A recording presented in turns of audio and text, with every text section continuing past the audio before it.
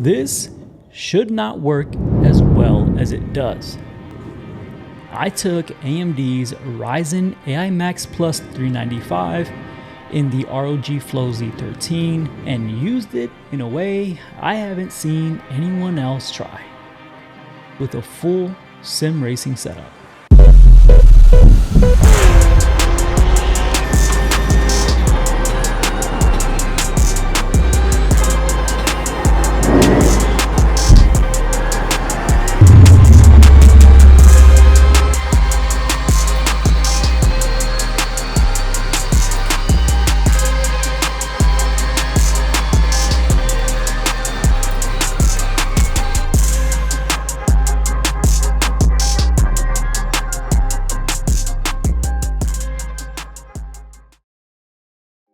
We aren't running a bunch of benchmarks, menu tests, loading into games and calling it wins. I wanted to see if this processor could actually handle sim racing. And that matters, because in this case, iRacing is not the kind of title that makes weak hardware look good.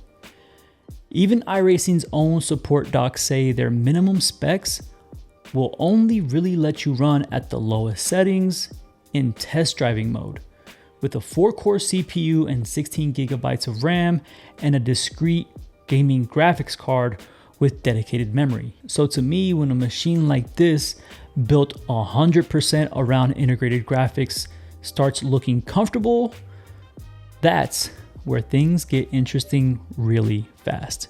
The chip inside this thing is AMD's Ryzen AI Max Plus 395. That means 16 cores, 32 threads, and Radeon 8060S graphics, all built in to one package. And in the Flow Z13, ASUS leans into unified memory, where the CPU and GPU share access to the same pool of RAM for lower latency and increased performance. All that integration is why I really wanted to test this out on the sim, because a racing sim exposes problems quickly. If performance is inconsistent, you feel it. If frame times are messy, you see it. And if the hardware can't keep up, a sim usually lets you know in a hurry. Any one of those things being off could mean that your lap time could be off, could mean that you could be losing positions, could mean that your lap is ruined, it could even ruin your entire race. So I decided to start this test by keeping it simple.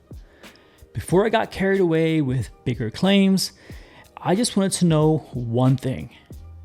Can this thing just launch the racing sim and run it properly? So I loaded into a test drive at one of my favorite tracks, Watkins Glen, in a Porsche GT3R, and honestly, this felt like the first hurdle, because according to iRacing's minimum requirements, if you don't have the bare minimum, this will not work. So we got started, the loading bar started to move, and the sim launched. I got on track and ran multiple laps.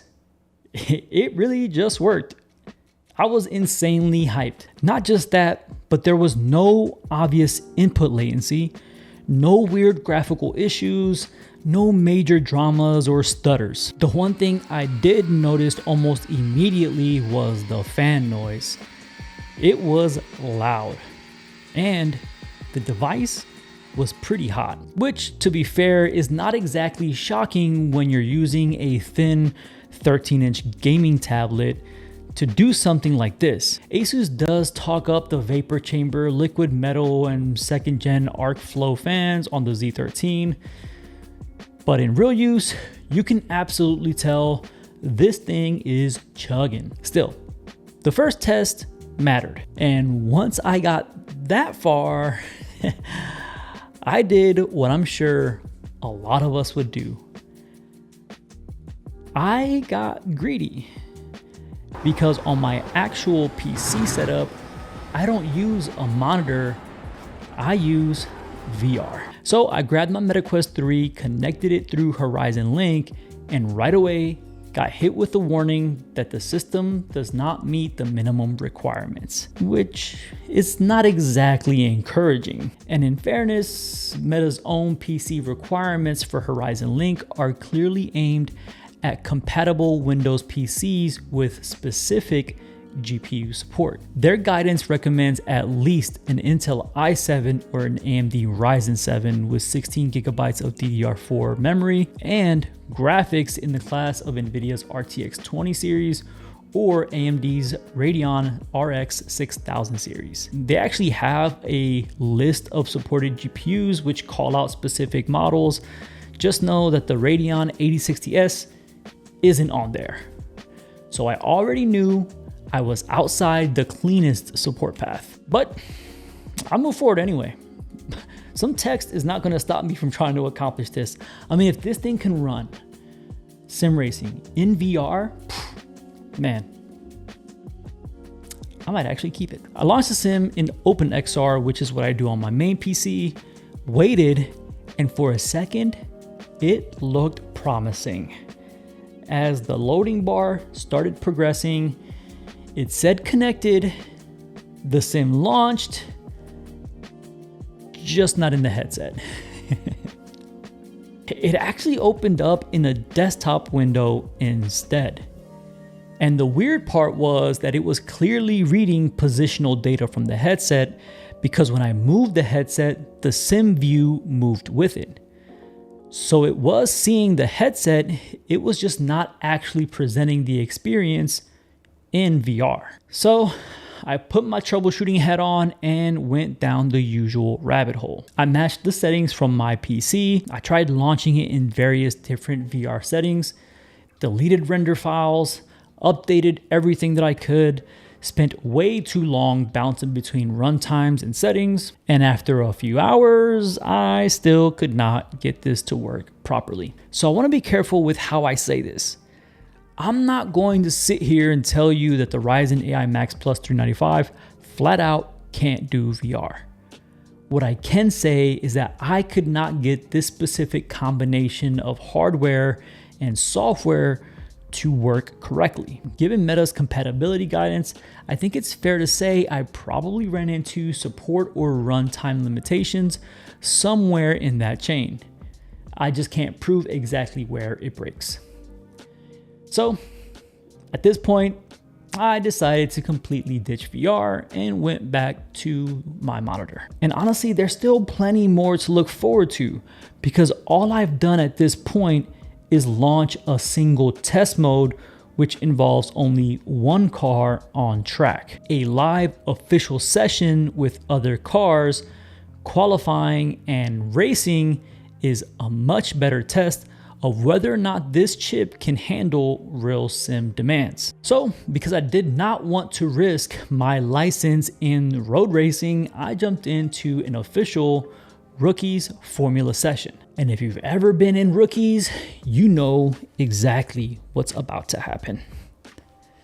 Now, these sessions are comprised of 3 parts. There's a practice that usually lasts about 30 minutes, which has multiple cars on track, a qualifying which determines your starting order, and then the race. During the practice portion, there were already other cars out there on track, and I was paying close attention to the kind of stuff that immediately ruins the experience. Input lag, hitching, random visual instabilities, anything that would make the system feel like it was barely hanging on. And honestly, I didn't get any of that. It handled that practice session better than I expected. Then qualifying started, which is just one car. So that we already know it can do. And somehow I put it on pole and landed in P1. Well, maybe not somehow because I know I'm a G in these rookie series.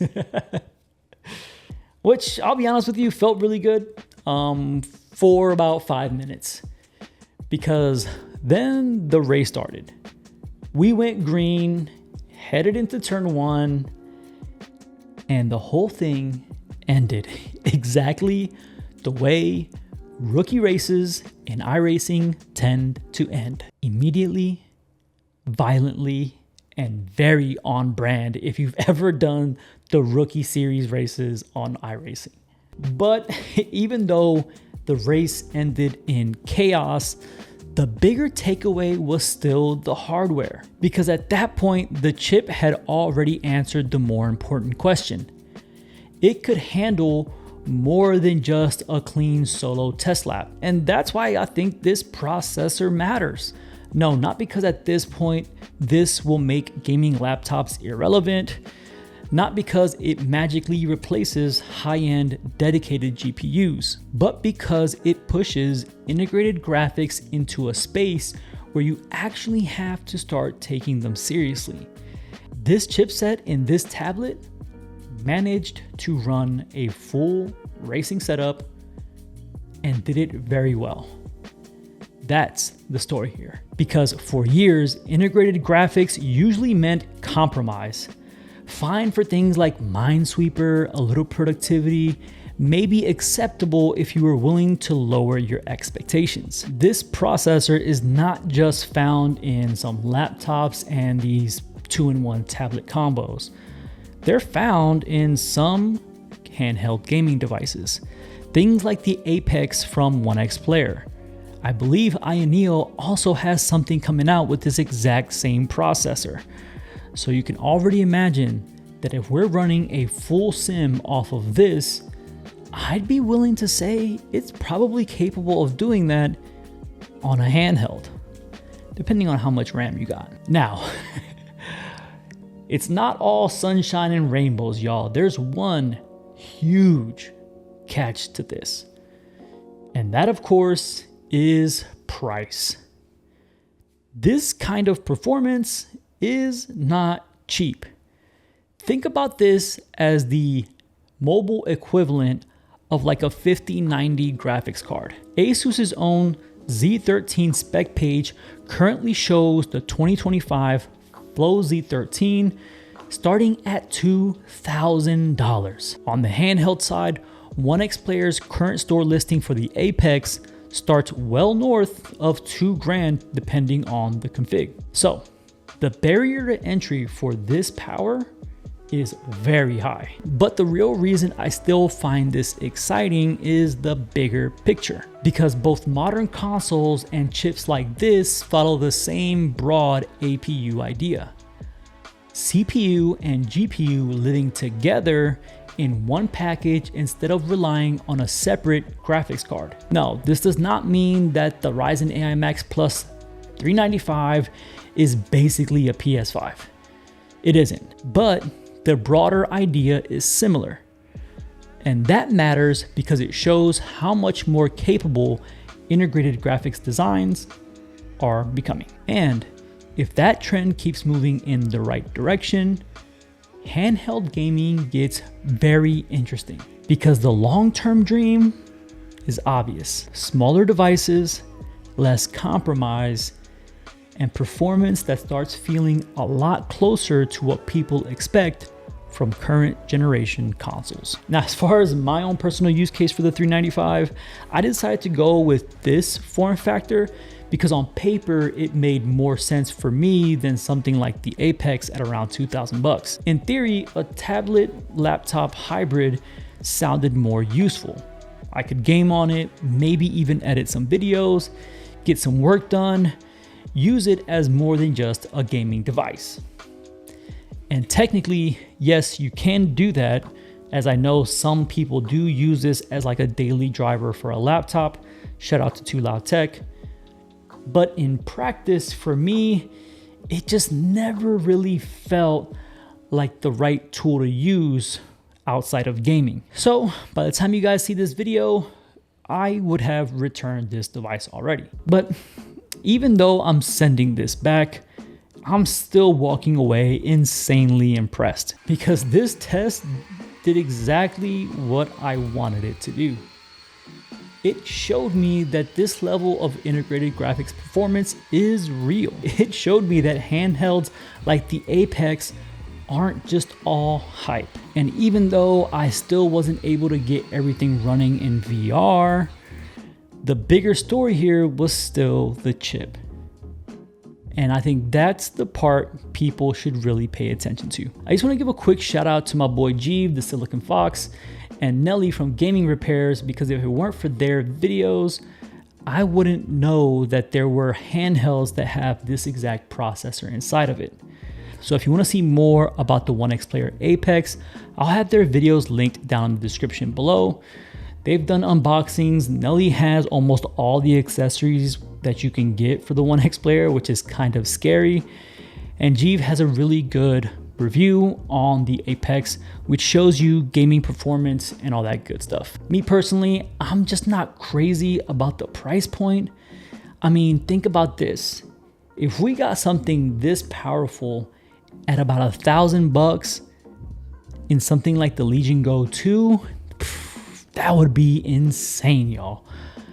But that's it for me today, guys. Let me know what you guys think about the Ryzen AI Max Plus 395. Are you excited for what the future holds? And do you think we will get to a point where discrete GPUs become a thing of the past? I'm curious to hear what you guys think down in the comments below. Thanks for watching me, gente, and I'll catch you guys in the next one.